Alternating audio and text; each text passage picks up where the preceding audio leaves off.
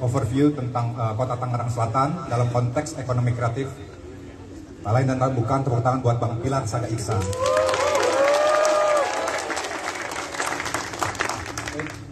Sambil duduk aja kali. Bismillahirrahmanirrahim. Assalamualaikum warahmatullahi wabarakatuh.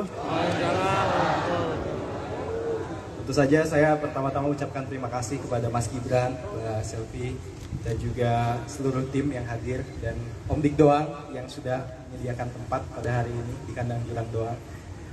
Pak Budi Pradono, terima kasih. Beliau adalah senior saya di dunia arsitek kita. Bu Haja Airin Rahmidiani, Pak Algusri, terima kasih Pak. Dan juga ini sejarawan kita ini, mudah-mudahan beliau bisa membimbing kita terus dalam mencari sejarah Kota Tangerang Selatan. Terima kasih Pak Agam Pamungkas dan juga teman-teman semua. Bang Hilmi, terima kasih, dan teman-teman TCF. Tentu saja langsung saja bahwa tujuan kita pada hari ini untuk berkumpul bersama-sama. Yang pasti kita pengen banget ketemu calon wakil presiden kita, betul ya? Mas Gibran, Kakak Budi, Kakak. Dan juga yang kedua memang bagaimana kita di sini berbicara tentang masa depan ekonomi kreatif masyarakat Indonesia atau generasi milenial dan juga generasi Z di masa depan. Visi misi dan juga harapan dari cawapres kita Mas Gibran ke depan adalah bagaimana bisa mengembangkan ekonomi kreatif menjadi sebuah landasan ekonomi kita di masa depan, karena potensinya sangat besar sekali.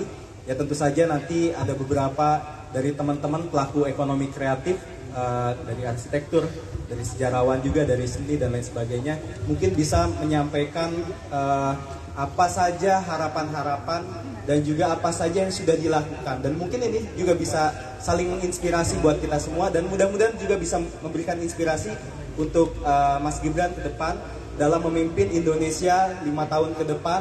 Mudah-mudahan insya Allah ya semuanya ya, kabul ya, mudah-mudahan beliau dilantik menjadi wakil presiden Republik Indonesia dan membawa suara-suara anak-anak muda, khususnya dunia ekonomi kreatif. Mudah-mudahan bisa menjadi sesuatu yang membanggakan, menyongsong Indonesia Emas 2045. Itu mungkin yang bisa saya sampaikan. Terima kasih kepada teman-teman semua yang sudah hadir. Assalamualaikum warahmatullahi wabarakatuh. Waalaikumsalam warahmatullahi wabarakatuh. Terima kasih Bang Pilar, salah satu pimpinan di Kota Tangerang Selatan. Ini usia masih 32, anak muda nih, 33. Jadi relevan sama kita sefrekuensi kalau lagi ngomongin tentang isu ekonomi kreatif. Terima kasih Bang.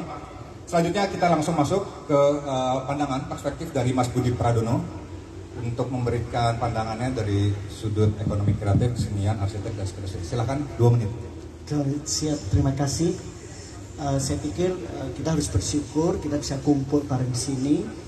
Ini memang kita harus melihat sisi yang paling kreatif dari Mas Gibran. Dia pernah bawa UMKM di Paris. Itu menurut saya satu hal yang orang tidak lihat. Jadi kita di sini adalah Tangerang Selatan tuh gudangnya orang kreatif, Mas. Mulai dari artis nasional, filmmaker, arsitek, banyak sekali. Kantor arsitek mungkin di atas ada 500-an. Nah, menurut saya ini itu adalah generator ekonomi, sama dengan di Inggris itu generator ekonominya adalah orang kreatif. Nah ini mungkin ada Pak Pilar, ini juga orang kreatif kita yang menurut saya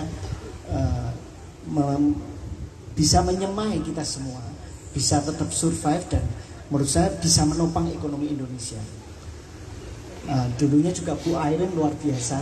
Nah ini menurut saya nanti kedepannya kita berharap idenya Mas Gibran yang bawa ke Paris itu dilanjutkan.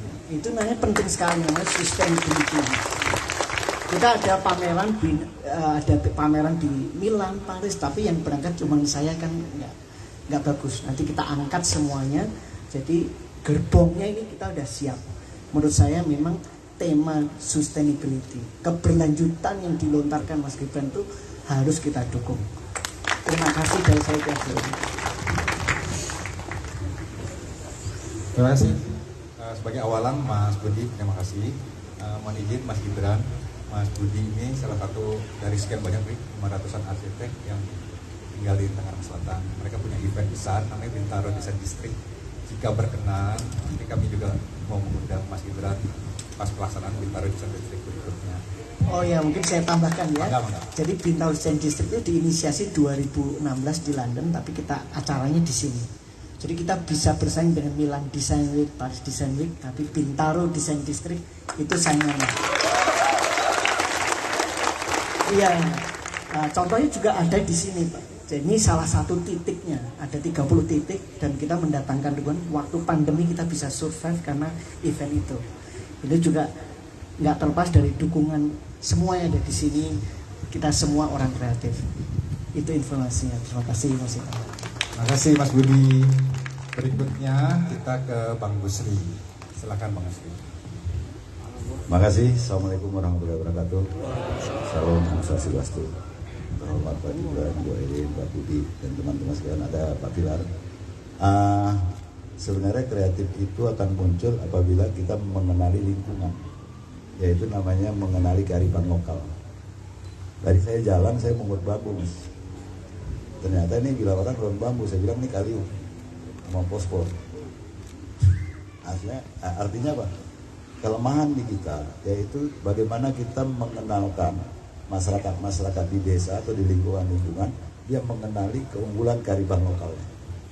Nah, ini juga sesuai dengan program nomor 2 Pak Prabowo dan Pak Gibran, yaitu bagaimana membangun ekonomi berkelanjutan di segala bidang. Makanya kami perhatikan, saya sama Bu Airin, ini ada kreativitas luar biasa bagaimana menghadapi COVID. COVID itu Bu Airin berselancar di gelombang besar. Kita terus berkomunikasi sehingga daerah lain mengangkat bendera putih restorannya. Kita memasang spanduk, kita semua udah divaksin. Jadi kita cari solusi. Yang selanjutnya Mas, kita juga di Rimbun ini ada markisa tapi ini bisa menjadi botol. Ini sebenarnya hilirisasi, bentuk hilirisasi. Sebenarnya di Rimbun itu bukan hanya buat Tangsel, tapi Rimbun itu untuk masyarakat Indonesia, karena di sana juga dari Papua udah ada buku. Kita didik di sana bagaimana seandainya membangun suatu ekosistem. Makanya tadi kebetulan Mas Padat harusnya dijadwalkan juga di Rimbun. Kita juga bagaimana memanfaatkan air kali bening dengan teknologi sederhana. Jadi sebenarnya mari kita bersyukur kepada Allah Subhanahu wa taala bahwa kita adalah bagian suatu negara yang sangat dilimpahkan berbagai macam sumber daya. Itu tadi pola berpikir kita, ini kita anggap sampah atau daun, karena ini di dalamnya ada fosfor. Ya kan, itu menurut saya tahun 2006 pernah diundang Pak Jokowi, Pak. 2006 saya ngelihat TPA-nya, waktu itu di TPA itu baru-baru Pak Jokowi jadi wali kota, dan waktu itu saran saya sapi jangan ada di situ karena ada B3. Setelah itu saya juga sibuk membenahi perkampungan kumuh Bandar Soekarno-Hatta dan Danau Cipondo. Akhirnya alhamdulillah mereka jadi presiden, dan saya mulai awal sama Bu Erin selalu mendukung Pak Jokowi. Kenapa? Terukur kita terukur.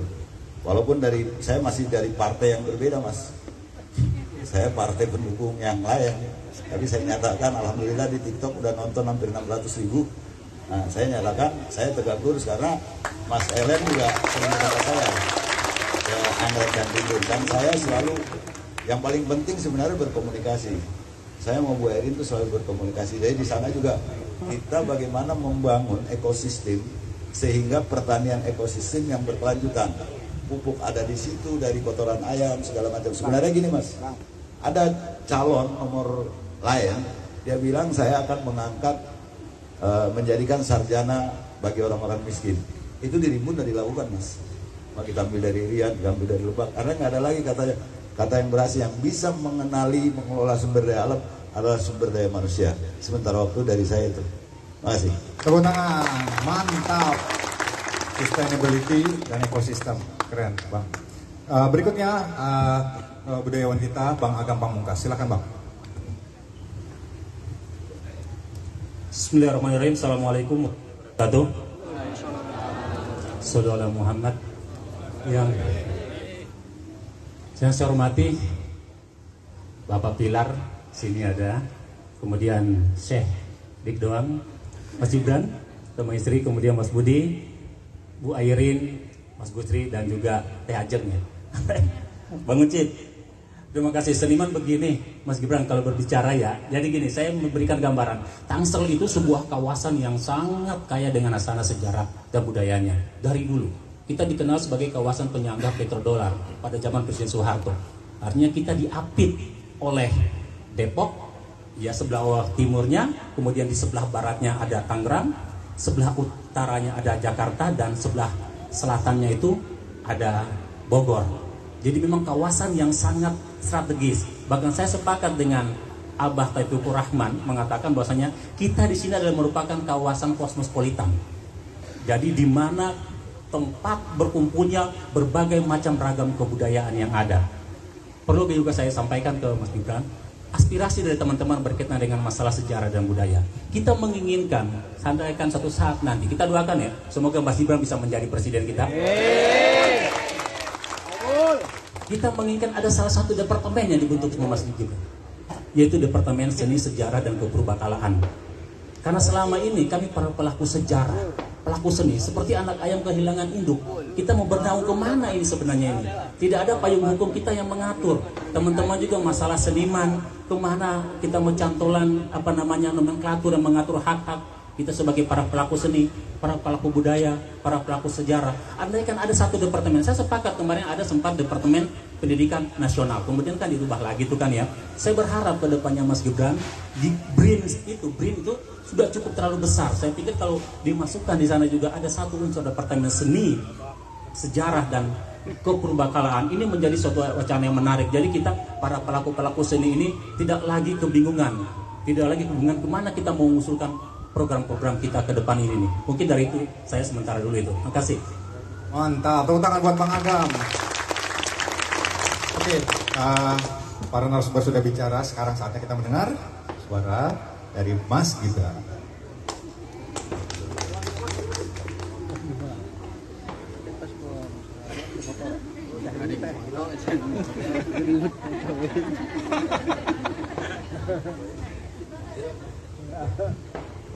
Teh dulu. Teh tuan rumah dulu. Ayo kita semuanya istighfar dulu. Bismillahirrahmanirrahim. Assalamualaikum warahmatullahi wabarakatuh. Mohon izin orang tuaku semua. Seni adalah keindahan. Dan keindahan itu awalnya sudah ada di surga. Lalu dia jatuh terpercik menetes ke bumi. Bumi itu awalnya indah. Lalu terkontaminasi oleh kelakuan manusia. Surat Al-Baqarah menjelaskan itu. Lalu manusia kelewatan. Turunlah kitab. Karena manusia sudah menganggap dirinya Tuhan. Jadi kalau ada kitab, merasa jauh lebih mulia daripada keindahan dari yang maha indah, pasti penganutnya yang keliru, bukan kitabnya. Lalu siapakah mereka-mereka yang ada di hadapan kita ini, Mas Gibran? Dia adalah para seniman-seniman. Tepuk tangan buat Anda semua. Seniman itu seni dan man. Seni itu keindahan. Dikatakan man, manusia, karena dia memiliki iman dan akhlak serta status sosialnya stabil. Karena kalau boleh tepuk tangan ikhlas, durasi jangan tepuk tangan untuk. Jadi kalau ada seniman gak punya pekerjaan, lama-lama dia korupsi juga, paling tidak korupsi waktu. Dia pelukis karena bisa melukis. Dia main gitar disebut gitaris. Dia pemahat disebut pemahat, bukan seniman. Seniman itu orang yang sudah diwakili oleh Allah yang maha indah. Contoh, ibumu punya warung kecil. Dia menjaga ekosistem, tanahnya banyak biofori. Pohonnya menggantung, membuat naungan seperti AC. Lalu pun numpang sholatnya bersih sekali. Airnya terpisah dengan tempat WC-nya. Lalu pun menunggu banyak kearifan lokal dipasang di situ. Ibumu walaupun tidak melukis, dia juga bisa dibilang seniman. Dia mampu merubah keadaan dimanapun dia berpijak di atas muka bumi ini. Jadi apakah Bu Ainun seniman? Saya bilang iya. Waktu dia hadir, bukan hanya keindahan wajahnya, tapi dia juga mampu membuat vibrasi-vibrasi. Kalau dia tidak hadir, kita kehilangan mahmanya. Betul tidak? Betul. Siapa sesungguhnya seniman itu? Rasulullah. Tapi dia tidak bisa dibilang seniman, karena dia bukan hanya mempercantik kota Madinah, tapi juga mempercantik seluruh hati manusia di dunia ini. Itu aja Mas Gibran. Kalau saya melihat Mas Gibran dengan kerjaannya, solo atau Boyrin dengan tangselnya, Mas Bilar dengan tangselnya, saya tidak akan melihat gunung-gunung yang menjulang, sekolah-sekolah favorit yang dibangun dengan AC. Saya tidak akan tergiur dengan itu. Tapi saya akan melihat makam-makam di tempat itu. Kalau makamnya terbengkalai, saya bilang tempat itu gagal. Karena dalam Al-Quran tidak sebenar-benarnya para wali-wali Allah itu mati. Sesungguhnya ketika kita yang hidup merawat yang mati, disitulah Mas Gibran nanti ingin menjadi orang nomor 2 terbesar di sini. Tolong perhatikan leluhur-leluhur kita.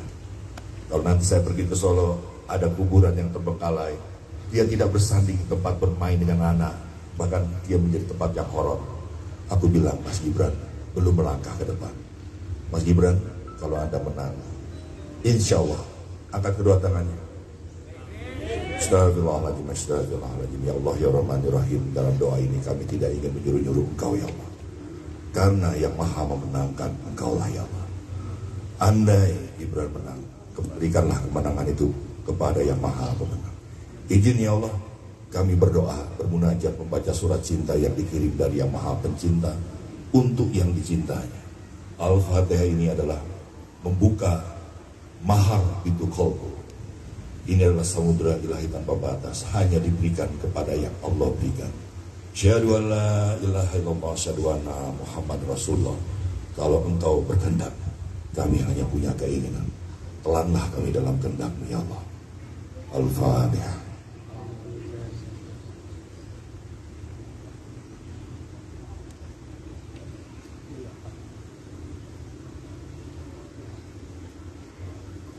Amin amin ya Rabbi.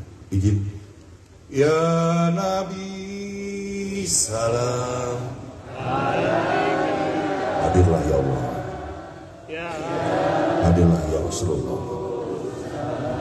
Hadirlah para anbiya, para aulia, guru-guru kami yang mendahului kami, orang tua kami yang telah tiada. Hadirlah dalam langkah kami. Ridho ya Allah, berikan kami syafaat dari baginda Nabi sallallahu alaihi wasallam. Kabul ya Allah. Amin amin ya Rabbal alamin.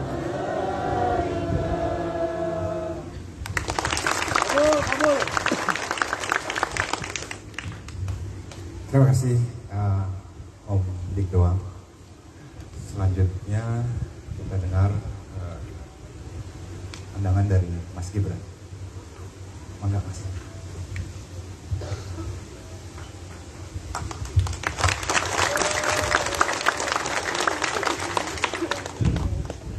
Baik, terima kasih. Assalamualaikum warahmatullahi wabarakatuh. Yang saya hormati para tokoh-tokoh masyarakat, para narasumber, tuan rumah yang luar biasa sekali, Bapak Ibu semua, warga Tangsel dan sekitarnya. Ini penting sekali bagi kami untuk bertemu dengan para pelaku seni, pelaku budaya, karena besok malam itu tema debatnya juga berhubungan dengan kebudayaan. Jadi penting sekali bagi kami untuk mendapatkan masukan-masukan, evaluasi dari Bapak Ibu semua, terutama para pegiat-pegiat seni dan kebudayaan. Ini terima kasih sekali Pak Dik Doang yang sudah memberikan kesempatan untuk menyelenggarakan acara pada siang hari ini. Ini kebetulan kami di Solo juga sedang merevitalisasi salah satu tempat kebudayaan kami. Jadi nanti di situ ada tempat untuk ketoprak, wayang orang, ada tempat seperti ini juga. Jadi kita ingin memberikan tempat untuk para pelaku seni atau sekedar anak-anak sekolah, anak-anak kecil yang ingin belajar tari tradisional, dan tempatnya juga outdoor seperti ini. Jadi ini tempat yang luar biasa sekali. Kalau di Solo kan slogannya Solo masa depan adalah Solo masa lalu. Jadi ya meskipun sekarang kita punya kereta cepat, jalan tol, MRT, LRT, mau bangun IKN, tapi kebudayaan ya jangan sampai dilupakan. Jadi itu apa prinsip yang selalu saya pegang. Kalau di Solo ya nanti kalau diberikan tanggung jawab yang lebih lagi ya prinsipnya sama. Dan tempat ini luar biasa sekali. Jadi selama COVID itu banyak sekali seniman-seniman yang ya mengeluh lah. Tapi sekarang kan sudah proses recovery, dan kita pengen tempat-tempat seperti ini tuh bisa lebih banyak lagi. Dan kalau kita bertemu dengan anak-anak muda pegiat seni, sebenarnya orang-orang kita itu banyak sekali yang kreatif, tapi memang belum mendapatkan tempat untuk mencurahkan kreativitasnya, belum mendapatkan misalnya support juga dari pemerintah. Jadi ya apa yang dilakukan selama ini belum bisa menjadi hal yang masif. Jadi waktu itu 2 tahun yang lalu kita ke Paris. Jadi biasanya kalau ada ya sebagian besar ya kota-kota itu kalau pameran di luar negeri itu hanya sekedar misalnya pameran di KBRI. Ya kami nggak pengen seperti itu. Kami menutup jalan di depan balai kota Paris. Kita tari tradisional, gamelan, lalu ada Mbak Anggun juga. Jadi kita pengen bener-bener kebudayaan kita tuh dilihat. Lalu di dekat situ juga ada mall termasuk mall tertua juga 4 lantai. Di situ kita isi dengan UMKM dari Solo yang sudah dikurasi oleh orang Paris sendiri. Dan itu barang-barangnya sudah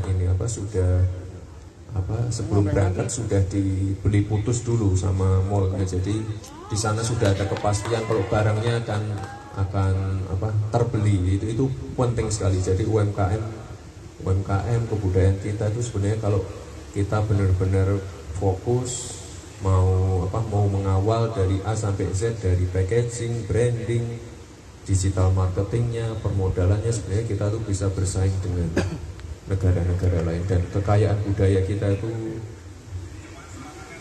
luar biasa sekali. Dan kalau tidak disupport, kalau tidak ditularkan ke anak-anak kita, ya nanti ya mohon maaf suatu saat akan hilang atau malah diklaim oleh negara lain. Kalau sekarang mungkin lagi in banget K-pop, sebenarnya kita kalau mau bikin seperti K-pop, 10 kalinya K-pop dengan kebudayaan kita sendiri itu sebenarnya kita bisa. Tapi memang perlu investasi yang jangka panjang, kita perlu fokus, dan ya itu memang tidak bisa instan. Tapi kita benar-benar harus cinta produk lokal kita, mencintai kebudayaan kita, mencintai makanan-makanan kita, dan itu saya yakin kita yaitu bisa melebihi K-pop. Itu saja mungkin dari saya. Saya mungkin hari ini lebih banyak mendengar saja dari teman-teman pelaku pegiat seni dan lain-lain. Saya mohon masukannya apa, kekurangannya apa selama ini, apa yang bisa kami evaluasi, ya mungkin ke depan bisa kita carikan solusinya bersama-sama.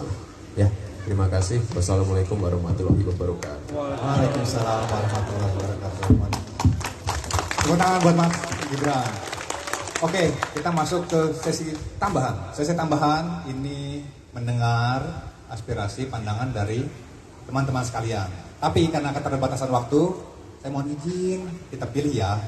Dari sisi sebelah kiri dan sisi sebelah kanan. Satu sebelah kiri.